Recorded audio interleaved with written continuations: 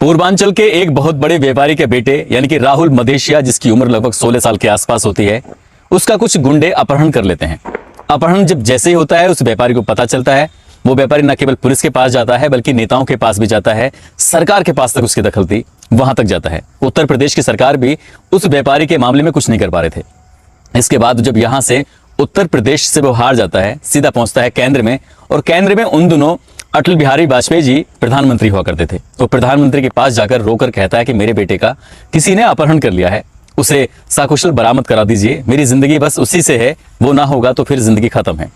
अटल बिहारी वाजपेयी जी इस मामले को बड़े गंभीरता से लेते हैं। उसके बाद वो उत्तर प्रदेश के मुख्यमंत्री जो उन दिनों थे राजनाथ सिंह, उनको फोन करते हैं, कहते हैं कि इस मामले की उच्च स्तरीय जांच कराइए और जितनी जल्दी हो सके उस बच्चे को बरामद कराइए, वापस कराइए। बस इतना कहना था। अटल जी ने जब जैसे बोला है, राजनाथ सिंह ने इस बात को गंभीरता से लिया है। इसके बाद उस लड़के की तलाश शुरू हो जाती है और लड़का मिल जाता है।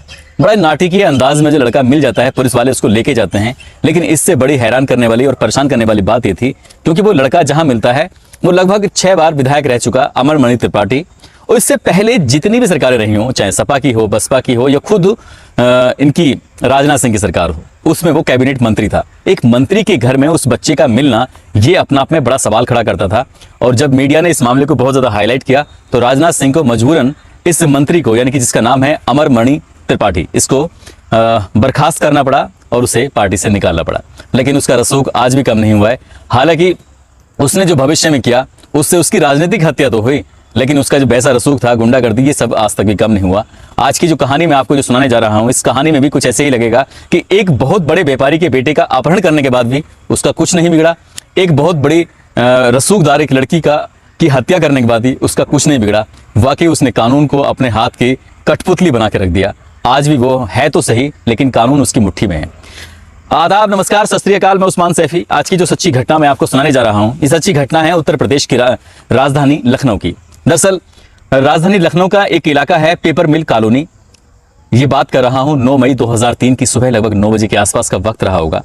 इस पेपर मिल में एक फ्लैट के अंदर 2 लड़के आते हैं बाइक लेकर, और जैसे ही दरवाजे बैल बजाते हैं, बैल बजाने के बाद सामने एक लड़की मिलती है जिसकी उम्र लगभग 24 साल के आसपास होती है। और वो जो दोनों व्यक्ति हैं उनकी उम्र ज्यादा थी। वो दोनों ही आते हैं, पहले पैर छूते हैं, आशीर्वाद लेते हैं, और जैसे ही पैर छूकर आशीर्वाद लेते हैं तो इस घर का नौकर जो होता है वो अपनी आंखों से देख रहा था। उस नौकर ने देखा और देखने के बाद अपनी मैडम की तरफ देखा, और मैडम की तरफ देखने के बाद उधर से इशारा होता है, तुम जाओ और जल्दी से बढ़िया सी चाय बना के लेके आओ। चाय बनाने के लिए देश राज चला जाता है। वो रसोई के अंदर है। इससे पहले कि कुछ बातचीत होती या कुछ होता, तुरंत ही गोली चलने की आवाज आती है, और जैसे ही गोली चलने की आवाज आती है वो देशराज भागकर पहुंचता है उसी बेडरूम के अंदर, वहां जहां क्या ये घटना हुई है, और आकर अपनी आंखों से जो देखता है तो इस लड़की की हत्या हो चुकी है जिसकी उम्र 24 साल के आसपास होती है। वो लड़की कोई आम लड़की नहीं थी, जिसका नाम होता है मधुमिता शुक्ला, जिसकी उम्र लगभग 24 साल के आसपास होती है। मधुमिता शुक्ला के साथ जैसी ये घटना होती है, उसके बाद पूरे लखनऊ में ये खबर आग की तरह फैल जाती है। उसके बाद सारे पत्रकार, बड़ी बड़ी मेन स्ट्रीम मीडिया के लोग, सभी लोग यहाँ पर आ जाते हैं और इस घटना की कवरेज करने की कोशिश कर रहे थे। अब ये लाश को पुलिस कब्जे में लेकर सीधा पोस्टमार्टम के लिए भेजती है, और पोस्टमार्टम के लिए जैसे ही लाश जाती है तो पता चलता है कि इसके पेट में 7 महीने का गर्भ था, यानी कि एक बच्चा इसके पेट में पल रहा था। बस यहीं से ही ये मामला बहुत ज्यादा हाईलाइट होता है। न केवल लखनऊ, न केवल उत्तर प्रदेश, न केवल दिल्ली, बल्कि भारत की सीमाओं को पार करता हुआ विदेशों तक पहुंच जाता है। और जब विदेशों तक पहुंचता है तो विदेशी मीडिया ने भी इस घटनाक्रम को अपने मोबाइल में, अपने कैमरे में, अपने अखबारों में, अपने टेलीविजन में, सभी में कैद किया और इसकी न्यूज बनाई। तब जाकर कहीं सरकार जागी, और जागने के बाद आखिरकार इस लड़की की जो मौत होती है, उससे पहले मैं आपको उसके बारे में थोड़ा बता दूं। दरअसल ये लड़की लखीमपुर खीरी की रहने वाली, इसके पिता वन रेंजर हुआ करते थे, लेकिन 1996 के आसपास उन्हें ब्रेन हेमरेज होता है, वो मर जाते हैं। और ऐसे ही इस घर के अंदर 2 लड़कियां होती हैं, एक लड़का होता है और उनकी पत्नी होती है। सभी घर के लोग बहुत बुरी तरह से रो रहे थे अपने इस व्यक्ति को, अपने पति और पिता को याद करके, क्योंकि उनके घर का जो मुखिया था वो खत्म हो चुका था। तभी लड़की, जिसकी उम्र अभी 15-16 साल के आसपास रही होगी, मधुमिता शुक्ला अपने बहन से, अपने भाई से, अपनी पत्नी से, अपनी माँ से कहती है कि अब तुम्हें घबराने की जरूरत नहीं है, मैं बाप का रोल अदा करूंगी और तुम्हें जिस चीज की भी जरूरत होगी वो तुम्हें मिलेगी। इस लड़की शुरू से इतनी बोल्ड थी, बेहद खूबसूरत और होशियार, पढ़ने में बहुत ज्यादा, और धीरे धीरे करके उसे लिखने का शौक था। वो लिखने का शौक से वो कवयित्री बन जाती है। जैसे ही कवयित्री बनती है, कवि बनती है, और कवि बनने के बाद फिर वो मंचों को शेयर करती थी और वीर रस की कविताएं सुनाया करती थी। अब उसकी धाक जमने लगी। हर जिस मंच पे वो चढ़ती थी, हजारों की तादाद में लोग सिर्फ सुनते थे तो मधुमिता को सुनते थे। कहते थे कि पहले मधुमिता को लेके आओ, उसके बाद आगे बात करेंगे। और यहीं पर उसकी एक दिन एक विधायक से मुलाकात होती है। विधायक भी बेहद खूबसूरत लेकिन शादीशुदा था। अब ये लड़की भी बेहद खूबसूरत, लड़की थोड़ी दबंगता प्रवृत्ति की और बोल्डनेस वाली, जो किसी से डरती नहीं थी, घबराती नहीं थी। अपने मंच से खड़े होकर, चाहे मुख्यमंत्री हो, प्रधानमंत्री हो, राष्ट्रपति हो या देश का कोई भी ताकतवर व्यक्ति हो, उसी को ललकारती थी। इसलिए हर मंच पर इसकी डिमांड होती थी, हर व्यक्ति इसको सुनना चाहता था। कभी कभी तो मंचों पर यह भी सिस्टम हुआ करता था कि जैसा चाहे वैसा उसने उस सम्मेलन को आयोजित भी कराया। और यहाँ पर जब एक विधायक, यानी कि जिसका नाम होता है अमरमणि त्रिपाठी, इस अमरमणि त्रिपाठी से इसकी मुलाकात होती है और दोनों एक दूसरे से प्यार कर बैठते हैं। प्यार के साथ साथ जब दोनों एक दूसरे से मिलते थे, ना केवल हिंदुस्तान के अलग अलग हिस्सों में घूमते थे बल्कि विदेशों में भी कहीं ना कहीं घूमने चले जाया करते थे। और इन दोनों के बीच में फिजिकल रिलेशन भी बनने लगते हैं। ये लड़की एक बार नहीं, 2 बार नहीं, बल्कि 3 बार प्रेग्नेंट होती है। और पहली बार और दूसरी बार में इसका गर्भपात करा दिया जाता है, लेकिन तीसरी बार में इस लड़की ने साफ इनकार कर दिया था कि वो अब गर्भपात नहीं कराएगी। अब वो इस बच्चे को पालेगी, भले ही चाहे तुम चाहो या ना चाहो, क्योंकि एक उसने पत्र भी लिखा था, जो पत्र बाद में अधिकारी को मिलता है। उधर जब इस लड़की की पोस्टमार्टम हो रहा है, वहां पता चलता है कि ये 7 महीने की गर्भवती होती है। तब इसके घर वाले, इसकी माँ, इसकी बहन, इसका भाई पहुंच जाते हैं सीधा पुलिस थाने। और जाने के बाद मुकदमा दर्ज कराने के लिए तहरीर लिखते हैं। और तहरीर में उसी विधायक का नाम लिखा जाता है, जिस विधायक का नाम होता है अमरमणि त्रिपाठी। उसकी पत्नी का नाम लिखा जाता है मधुमणि त्रिपाठी। एक संतोष राय का नाम लिखा जाता है, प्रकाश पांडे का नाम लिखा जाता है। क्योंकि जिस दिन इस घटना को अंजाम दिया गया था, वो कोई अनजान चेहरे नहीं थे, बल्कि नौकर देशराज उन्हें अच्छी तरह जानता था। एक का नाम संतोष राय होता है और दूसरे का नाम प्रकाश पांडे होता है। प्रकाश पांडे कोई और नहीं थे, बल्कि ये अमरमणि त्रिपाठी के बहुत इर्द गिर्द रहते थे, उनके शार्प शूटर हुआ करते थे। अब जैसे ही ये तहरीर लिखी गई है, लिखने के बाद इसने दरोगा जी के हाथ में तहरीर थमाई, तो वहां पर एक महिला दरोगा होती है, महिला सिपाही होती है, उसको इशारा किया जाता है और वो इस मधुमिता की बहन को पीटना शुरू कर देते हैं। यानी कि उसकी बहन की हत्या हो चुकी है, उसका पोस्टमार्टम हो रहा है होने से पहले, और उसके साथ में ही ये इसकी बहन के साथ मारपीट हो रही है। उससे कहा जाता है कि तुम्हें तहरीर लिखनी है तो लिखिए, लेकिन आप विधायक का नाम नहीं लिखेंगी, आप मंत्री जी का नाम नहीं लिखेंगी। जब ये विधायक मंत्री वाली बात आती है कि नाम नहीं लिखना है, तो लड़की फिर दूसरी बार एक एप्लीकेशन लिखती है और एप्लीकेशन लिखने के बाद फिर से वही वो रिपीट कर देती है। यानी कि मंत्री का नाम लिखती है, उसका पत्नी का नाम लिखती है, एक और व्यक्ति होता है राहुल चतुर्वेदी जो रिश्तेदार होता है, और दोनों शार्प शूटर, यानी कि 5 लोगों के नाम लिखती है।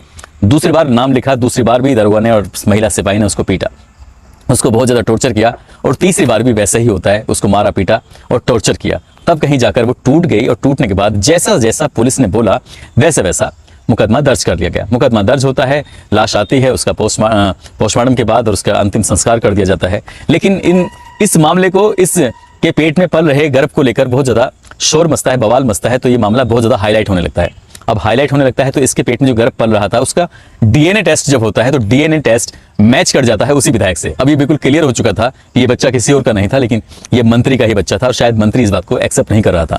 घर वाले परेशान हो जाते हैं। उन दिनों मायावती की सरकार हुआ करती थी, मायावती मुख्यमंत्री थी सूबे की, उन्हीं की सरकार में ये मंत्री भी था, ये विधायक। अब आगे होना क्या था उसी को लेकर जब मीडिया लगातार इस मामले को हाईलाइट कर रहा है, तब ये इस घटना के या इस हत्याकांड के ठीक 20 दिन के बाद इस मामले की जांच सीबीसीआईडी को दे दी जाती है और सीबीसीआईडी इस मामले की जांच पड़ताल करना शुरू कर देती है। ये लेकिन लोकल पुलिस पर बिल्कुल भी विश्वास नहीं था। जब इस लड़की ने मीडिया के माध्यम से बताया कि उसको एक बार नहीं 2-3 बार पीटा गया, मारा गया, तब जाके मीडिया में ये मामला बहुत ज्यादा हाईलाइट हो जाता है और मामला फिर सीबीसीआईडी के पास पहुंच जाता है। लेकिन अभी भी घर वालों को विश्वास नहीं था, यकीन नहीं था कि ये जांच जो होगी वो सही होगी।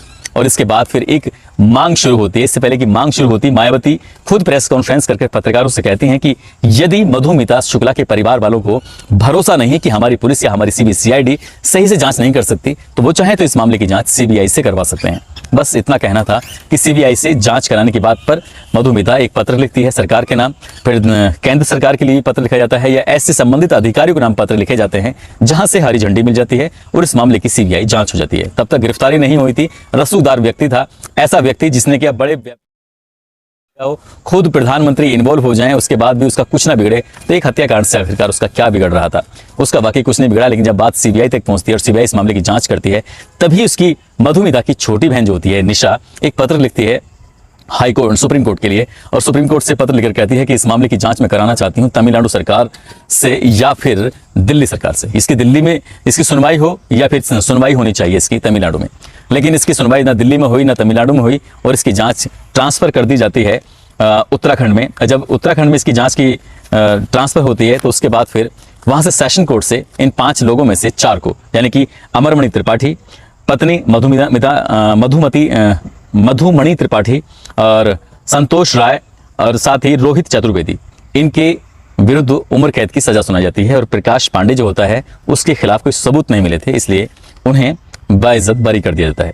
यहां से सब कुछ ठीक चल रहा था और ठीक चलने के साथ साथ ही अब ये गिरफ्तार होते हैं, इनको जेल भेजा जाता है और जेल भेजने के बाद फिर मामला फिर हाईकोर्ट पहुंचता है और नैनीताल की अदालत ने इस सजा को न केवल बरकरार रखा, लेकिन जबकि प्रकाश पांडे जो था, जो शार्प शूटर था, जो इस दिन घटना में शामिल था, उसको भी हिरासत में लेने का आदेश देते हैं और कहते हैं कि इसको भी गिरफ्तार कर लिया जाए और इसको भी उतनी ही सजा है जितना सेशन कोर्ट से सुनाई गई थी। यानी कि सेशन कोर्ट से सजा भी सुनाई जाती है और ये जेल भी चले जाते हैं। परिवार को खुश होना चाहिए था, लेकिन परिवार खुश नहीं होता। क्यों खुश नहीं होता? क्योंकि इन्होंने किसी न किसी बहाने से, किसी न किसी वजह से कोर्ट में, पुलिस में और तुम्हारे की जेल में, अदालत में जैसे भी पत्र लिखते थे, उन लिखने के बाद खुद को बीमार दिखाना शुरू कर दिया। अब ये जेल में कम और बाहर ज्यादा रहने लगे। हद तो तब हो जाती है जब लगातार 7.5 साल से ये लोग गोरखपुर की जेल में थे, वहां लोगों के आना जाना ये सब चलता रहा और इस हत्याकांड में इन्हें सजा जरूर मिली, लेकिन ये जेल के लिए नहीं बल्कि बाहर की दुनिया के लिए। इनकी राजनीतिक हत्या तो हुई, लेकिन बाकी का जो रसूख था इनका बरकरार रहा। उसके बाद बेटा अभी विधायक बन जाता है। सरकारें कोई भी आई, सरकारें इन्हें टिकट भी देती रही। कभी सरकार ने टिकट नहीं दिया तो अंदर से, जेल के अंदर रहते हुए इलेक्शन लड़ लिया और वहां से भी जीतने के बाद ये अपना इनका रसूख, इनका दबदबा हमेशा बरकरार रहा। सरकार चाहे सपा की हो, बसपा की हो या फिर बीजेपी की हो, लेकिन इनका कभी किसी सरकार में ना कुछ बिगड़ा, बल्कि ये मंत्री रहे, विधायक भी रहे और भी बहुत सारी इनके पास ताकतें रहीं। दोस्तों, वाकई इस घटनाक्रम को सुनाने का उद्देश्य किसी को परेशान करना नहीं है, किसी का दिल दुखाना नहीं है, बल्कि आपको जागरूक करना है, आपको सचेत करना है। इस तरह के मामले में जहां जब बहुत बड़े रसूखदार व्यक्ति लोग होते हैं तो ऐसे छोटे मोटे लोगों के साथ ऐसा ही होता है। और शायद इस घटना ने यह साबित कर दिया है कि अगर आपके पास ताकत है, आपके पास पैसा है, आपके पास राजनीतिक, आपके पास अगर ताकत है तो आपके पुलिस क्या, प्रशासन क्या, अदालत क्या, कुछ भी आपका कुछ भी नहीं बिगाड़ सकते। इस घटना ने भी यही साबित कर दिया। लेकिन वाकई जो इसकी मधुमिता शुक्ला की छोटी बहन होती है निशा, उसने भी ये लड़कर साबित कर दिया कि वो डरने वाली नहीं है और उसने आखिरी दम तक उस न केवल इसमें लड़ाई लड़ी बल्कि उस व्यक्ति को, उसकी राजनीतिक जो भी ताकत थी उसको हमेशा के लिए खत्म कर दिया। दोस्तों, जाते जाते कुछ लोगों के जन्मदिन हैं, जिसमें जन्मदिन तो आज नहीं है, आज खाली नाम लेने के लिए अपील है, जिसमें मोनू नागर हैं मेरठ से, आफ्ताब खां समस्तीपुर से हैं, शिवम सिंह रावत हैं, राघव कुमार हैं, मंगल लाठी राजस्थान से हैं, सलीम खान मेवात से, असलम हुसैन असम से हैं, मुस्कान लोनी, कासिम खान अनीता है नेपाल से, सरस्वती यूपी से हैं, गोविंद पाल रीवा से हैं, मुंतजिर अली हैं, कासिम अली राजस्थान से, हिंदू, इरशाद हुसैन सऊदी अरब से हैं, रजा अली तुर्की रामपुर से हैं, सुंदर मीणा झुंझुनू से हैं, अनुराग शर्मा, रूपेश मान सिंह नेपाल से हैं, सुमन रानी जयपुर से, निखिल बाबू बिहार से, विजयकांत त्यागी आगरा से। इन लोगों ने नाम लेने की अपील की थी। आप सब लोग अपना ख्याल रखें, सुरक्षित रहें। जय हिंद, जय भारत।